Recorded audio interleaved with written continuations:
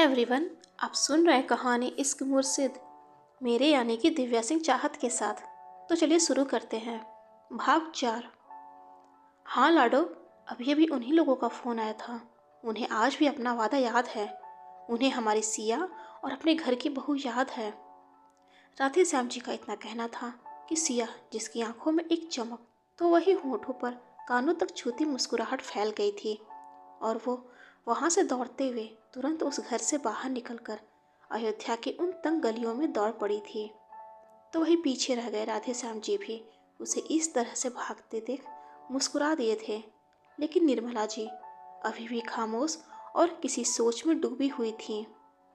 लेकिन उधर सिया, जो अब तक एक घर के सामने खड़े होते हुए उसके दरवाजे को बेतहासा पीटे जा रही थी। कंचन, कंचन। सिया, क्या हुआ? और तुम इतनी हाफ क्यों रही हो? सब ठीक है ना? तभी उस दरवाजे को खोलते हुए कंचन ने कहा। तो वही सिया वास्तव में अपने कमर पर दोनों हथेलियों को रखे काफ़ी बुरी तरह से हाँफ रही थी, लेकिन उसके होठों पर एक हंसी भी थी। कंचन, कंचन, राम आ रहा है, सिया ने कहा। लेकिन कंचन एक क्षण के लिए चौंक गई थी। क्या क्या कहा तुमने? कंचन, मेरा राम आ रहा है। इतना कहते हुए सिया ने आगे बढ़कर कंचन की हथेलियों को पकड़ लिया था। बाबा को खुद दिल्ली से फ़ोन आया था कि वो लोग आ रहे हैं। सच में? यार, ये तो बहुत खुशी की बात है। इस बार कंचन भी मुस्कुरा रही थी। लेकिन तभी सिया उसकी कलाई को पकड़े उसे खींचते हुए वहाँ से आगे बढ़ गई थी। कंचन, अभी ये वक्त बातें करने का नहीं है, क्योंकि अभी हमें बहुत सारी तैयारियां करनी है। सबसे पहले अपने लिए कपड़े देखने हैं। अब इन कपड़ों में राम के सामने थोड़ी जा सकती हूँ। वो दिल्ली का रहने वाला इतना बड़ा आदमी है, तो मुझे भी उसके सामने थोड़े ढंग के कपड़ों में ही जाना होगा ना। और मेरे चेहरे को देख, सोच रही हूँ कि माँ से कहकर बेसन हल्दी वाला पैक बनवा लेती हूँ। और कंचन की कलाई को पकड़े सिया खुद में बड़बड़ाते हुए आगे बढ़ती जा रही थी। तो वही उसके साथ चल रही कंचन, जो बस उसकी बातों को सुन लगातार मुस्कुराए जा रही थी। लेकिन इस वक्त इस बात से दोनों अनजान थे कि कंचन के घर के तरफ ही आ रहे मंगल ने भी उनकी बातों को सुन लिया था, और अपनी जगह पर खड़ा इस वक्त बस वो उन्हें ही जाते हुए देख रहा था। तभी उसके साथ ही खड़े उसके हम उम्र के ही एक लड़के ने कहा, ओह, इसका मतलब कि सिया जी का वो शहरी बाबू आ रहा है। लेकिन मंगल, अब तुम क्या करने वाले हो? कहीं राधे काका इस बार उस शहरी बाबू के साथ अपनी इस बिटिया की विदाई न कर दे। फिर तुम्हारे उस बेइज्जती का क्या होगा जो उस दिन सिया जी ने सरेआम मंदिर के बाहर किया था। जहाँ अभी उस लड़के का इतना कहना था कि मंगल की हथेलियाँ अपने गालों से खुद ही जाकर जैसे चिपक गई थी। चेहरे पर एक गुस्सा साफ नजर आ रहा था, जैसे कि उसके जहन में एक बार फिर से वो घटना ताज़ा हो चुकी हो। तो उधर दूसरी तरफ ड्राइविंग सीट पर बैठा राम अपनी कार को सामने सड़कों पर दौड़ाए जा रहा था। उसकी नज़रें इस वक्त सामने थी, लेकिन पीछे बैठी राध्या और पैसेंजर सीट पर बैठा अच्युत अपनी नज़रों को चारों तरफ दौड़ाते हुए अचानक से अच्युत ने कहा, राम भाई, एक बात पूछ सकता हूँ? लेकिन राम खामोश था। आपको सिया पसंद है? मेरा मतलब कि आप फ्यूचर में उसी से शादी करने वाले हो? वो डैड की पसंद है। अच्युत की बातों का जवाब देते हुए राम ने बस इतना कहा था। तभी पीछे बैठी राध्या भी सामने की तरफ थोड़ा झुक गई थी। और आपको? आई नो कि अभी तक आपने उसे देखा तक नहीं है, लेकिन इस बारे में आप कुछ तो सोचते होगे। और वेदिका, क्या उन्हें भी इस बारे में सारी सच्चाई मालूम है? क्योंकि जहाँ तक तुलिका का कहना है कि वेदिका आपको लेकर काफ़ी सीरियस है भाई। ऐसे में अगर उन्हें अभी राध्या का इतना कहना था कि राम ने अचानक से अपनी कार पर ब्रेक लगा दिया था, जिसे देख एक क्षण के लिए अच्युत और राध्या दोनों चौंक से गए थे। लेकिन तभी उन्होंने देखा कि आगे चल रही कृष्णकांत जी की कार भी एक तंग गलियों के बीच में रुकी हुई थी, जिसके पास ही खड़ा एक 2 मंजिला मकान जो इस वक्त खूबसूरत लड़ियों से जगमगा रहा था। उसे देखते ही अच्युत के चेहरे पर एक मुस्कुराहट फैल गई थी। ओह, तो ये है अयोध्या। और खुशी में लगभग उछलते हुए वो अपनी कार से बाहर निकल आया था। तभी उसके कानों में एक आवाज़ सुनाई दी, ओह, तो खजूर सी शक्ल वाला ये है तुम्हारा राम। तभी सामने खड़ी सिया और कंचन को देख अच्युत की भौहें सिकुड़ चुकी थी, क्योंकि इस वक्त उन दोनों की नज़रें भी हैरानी में ही अच्युत को ही घूर रही थी। तो फिर कंचन की वो बातें भी शायद अच्युत के लिए ही थी।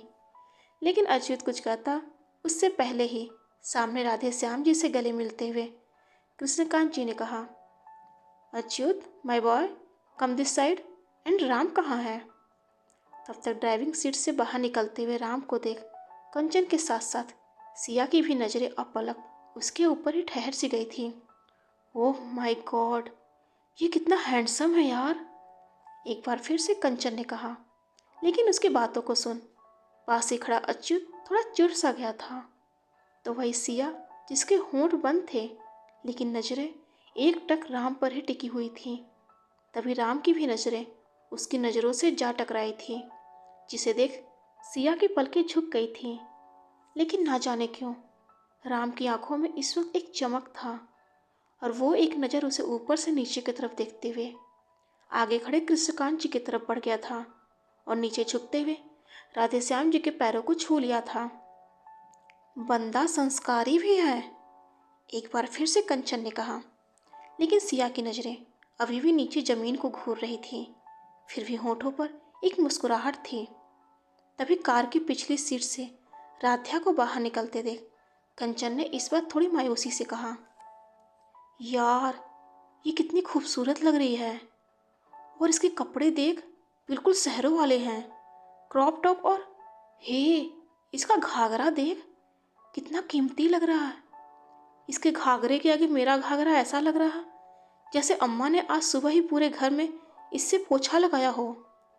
जहाँ एक बार सिया की नज़रें ऊपर उठते हुए राध्या से जा टकराई थी, जो उन दोनों को देखते हुए ही वह खुद भी हल्का मुस्कुराते हुए राम और अच्युत के पीछे ही चल दी थी। तभी कंचन ने आगे कहा, घर में तो बाकी सब ठीक है, लेकिन मुझे यह खजूर सी शक्ल वाला बंदर पसंद नहीं आया। इतना कहते हुए कंचन के चेहरे के एक्सप्रेशंस भी थोड़े बिगड़ से गए थे, लेकिन सिया अपनी जगह पर खड़ी कनखियों से बस राम को देख रही थी। तो वही राम का भी कुछ वैसा ही हाल था। कृष्णकांत जी के बगल में खड़े होने के बाद भी उसकी नज़रें खुद के चारों तरफ घूमते हुए बार बार सिया पर ही ठहर जा रही थी। तभी राधे जी ने उन्हें अंदर चलने का आग्रह किया और वो सभी अंदर चले गए, जिसके पीछे कंचन और सिया भी खुशी से उछलते हुए घर के भीतर चली गई थी। तो वही अंदर एक खुले आंगन में उनके बैठने की व्यवस्था की गई थी, जहाँ बैठते ही कृष्णकांत जी या राम या फिर अच्युत और राध्या को कोई दिक्कत नहीं थी। लेकिन वहाँ बैठते हुए रमा चौधरी और शताक्षी के चेहरे के भाव थोड़े बिगड़े हुए से थे। भाभी, आज से पहले मैंने आपको इतनी बदतर जगह पर बैठते हुए कभी नहीं देखा था, और साफ सफाई ये लोग क्या ही रखेंगे, देखिए कहीं आपको इन्फेक्शन ना हो जाए। ते पास ही बैठी शताक्षी ने एक हल्की धीमी आवाज़ में कहा था। लेकिन तभी रमा चौधरी की घूरती नज़रों को देख वो तुरंत शांत भी हो गई थी।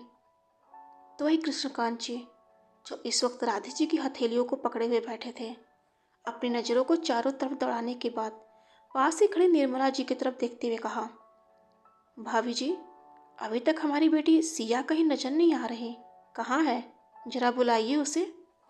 तो उधर सिया, जो इस वक्त कंचन के साथ आंगन से ही लगकर खड़े एक पिलर के पीछे छिपी हुई वहाँ हो रही बातों को सुन रही थी, अचानक से खुद का नाम पुकारे जाने पर वह अपनी जगह पर ही जैसे जम सी गई थी। सिया, वो लोग तुझे बुला रहे हैं। तभी कंचन ने काफ़ी धीमी आवाज़ में सिया से कहा था। तो वही सिया, जिसकी धड़कनें इस वक्त थोड़ी तेज हो चुकी थी, उन पर अपनी हथेलियों को रखते हुए एक नज़र उसने नीचे अपने घाघरे चोली पर डाल दिया था, जैसे उसे इस वक्त खुद का पहना हुआ कपड़ा पसंद ना आया हो और वो उसे बदलना चाहती हो। इस वजह से वह वहाँ से अपने कमरे की तरफ काफ़ी आहिस्ते से बढ़ी ही थी कि तभी अचानक से राधे जी की आवाज़ से उसके कदम अपनी जगह पर ही अटक गए थे। लाडो, यहाँ आइए। और सिया भी बस अपनी गर्दन को हाँ में हिलाते हुए उनकी तरफ बढ़ गई थी। तभी सामने ही बैठे राम का फ़ोन बज उठा था और शायद एक ज़रूरी कॉल था। इस वजह से राम तुरंत अपनी जगह से खड़े होते हुए वहाँ से दूसरी तरफ चला गया था। लेकिन उसके जाते ही ना जाने क्यों सिया की धड़कनें भी सामान्य हो चुकी थी। तभी सामने बैठी शताक्षी जी एक बार फिर से रमा चौधरी के कानों में फुसफुसाते हुए कहा, इतनी भी कुछ खास नहीं है ये अयोध्या की सिया, जितना इसके बारे में भैया हर वक्त माला जपते रहते थे। क्यों, क्या खराबी है इसमें? तुम्हारी बेटी राध्या से तो अच्छी दिख रही है। नैन नक्श के साथ रंग भी उसके आगे खिल ही रहा है। शताक्षी जी की बातों पर इस बार रमा चौधरी ने थोड़ा उखड़ते हुए जवाब दिया था। तो वही शताक्षी जी, जहाँ अब वो भी थोड़ी चिढ़ी हुई से नजर आ रही थी, रमा चौधरी की बातों का जवाब देते हुए कहा, भाभी, अगर इतना ही रंग खिल रहा है तो इसे राम की वाइफ और अपने घर की बहू क्यों नहीं बना लेती? लेकिन उसकी बातों को सुन रमा चौधरी के चेहरे पर एक गुस्सा, और गुस्से में ही उन्होंने अपनी मुट्ठियों को कस लिया था, जिसे देख शताक्षी जी ने तुरंत अपनी नज़रों को सामने घुमाते हुए आगे कहा, अच्छा तो तुम हो सिया? नैन नक्श से तो खूबसूरत हो, लेकिन तुम्हें कुछ पढ़ना लिखना भी आता है या फिर पूरा अंगूठा छाप हो?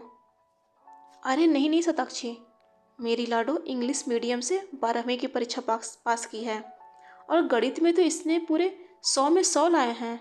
बहुत होनहार बच्ची है मेरी लाडो, राधे जी ने मुस्कुराते हुए कहा था, जिसे सुन शताक्षी जी ने एक बार फिर से अपने चेहरे के एक्सप्रेशन थोड़े बिगाड़ लिए थे। लेकिन तभी पास ही बैठे अच्युत ने राधा को कुछ इशारा करते हुए कहा, डैड, आप लोग बातें कीजिए, मैं और राधा थोड़ा बाहर घूम कर आते हैं।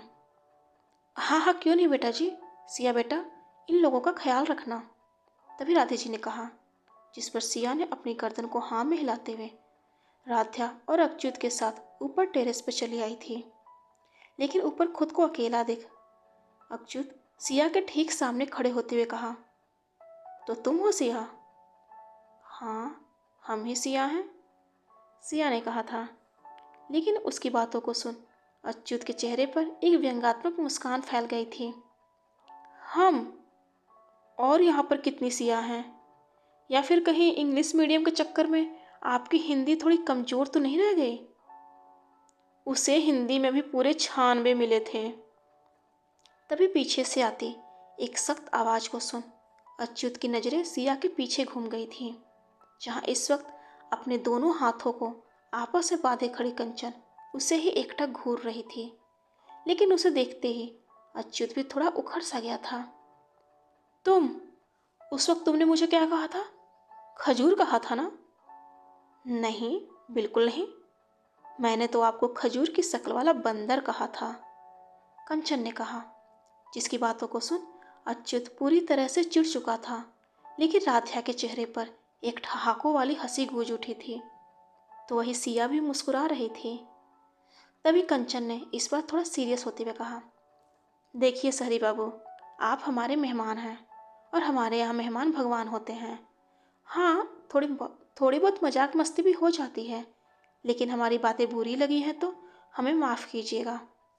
जहाँ इस बार कंचन का इतना कहना था कि अच्युत हल्का मुस्कुराते हुए उसकी तरफ अपनी हथेली बढ़ा दिया था। हमें सहरी बाबू नहीं, मेरा नाम अच्युत है और ये राध्या और हम कंचन।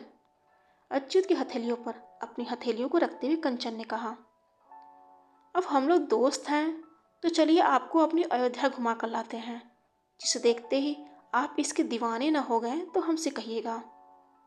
ऐसा भी क्या है आपके अयोध्या में जिसे हम देखने भर से दीवाने हो जाएंगे? इट्स इम्पॉसिबल, अपनी हथेलियों को पीछे खींचते हुए अच्युत ने कहा था। तभी इस बार उसकी तरफ बढ़ते हुए सिया ने कहा, तो फिर लगी शर्त? चलिए आज हम आपको सबसे पहले अयोध्या की जन्नत में लेकर चलते हैं। जल्दी से तैयार हो जाइए, नीचे हम आपका इंतजार कर रहे हैं। इतना कहते हुए सिया कंचन की कलाई को पकड़े वहाँ से जाना चाहा था कि तभी खुद के सामने ही खड़े राम को देख उसके कदम अपनी जगह पर ही अटक गए थे। और शायद राम से वो कुछ कहना भी चाहती थी, लेकिन उसे अपनी जुबान थोड़ी लड़खड़ाती हुई सी महसूस हो रही थी। इस वजह से वह पीछे मुड़ते हुए अच्युत से कहा, अगर आप लोगों के अलावा किसी और को भी वो नज़ारा देखना है तो वो भी हमारे साथ चल सकते हैं। और कंचन के साथ काफ़ी तेज़ी में वहाँ से नीचे उतर आई थी। इस वक्त उसकी धड़कनें काफ़ी तेज चल रही थी, जिसे देखते हुए कंचन बस मुस्कुरा रही थी। तो वही वैसा ही कुछ हाल ऊपर अच्युत और राध्या का भी था। उनके भी चेहरों पर कानों तक छूती एक मुस्कुराहट थी। भाई, किसी ने इनविटेशन दिया है, क्या आप भी अयोध्या के जन्नत का सैर करना चाहेंगे? अच्युत ने कहा। लेकिन उसके जवाब में अभी राम कुछ कहता, उससे पहले ही अच्युत ने आगे कहा, भाई मना मत कीजिएगा, क्योंकि अगर अयोध्या वाली के प्रेम में पड़ना है तो सबसे पहले आपको अयोध्या से प्रेम करना होगा। एनीवेज, मैं इस प्रेम में पड़ने के लिए काफ़ी एक्साइटेड हूँ। इतना कहते हुए अच्युत नीचे उतर आया था, जिसके पीछे ही राध्या भी मुस्कुराते हुए चल दी थी। लेकिन उन लोगों की बातों को सुनते हुए राम की भावनाएं सिकुड़ चुकी थी।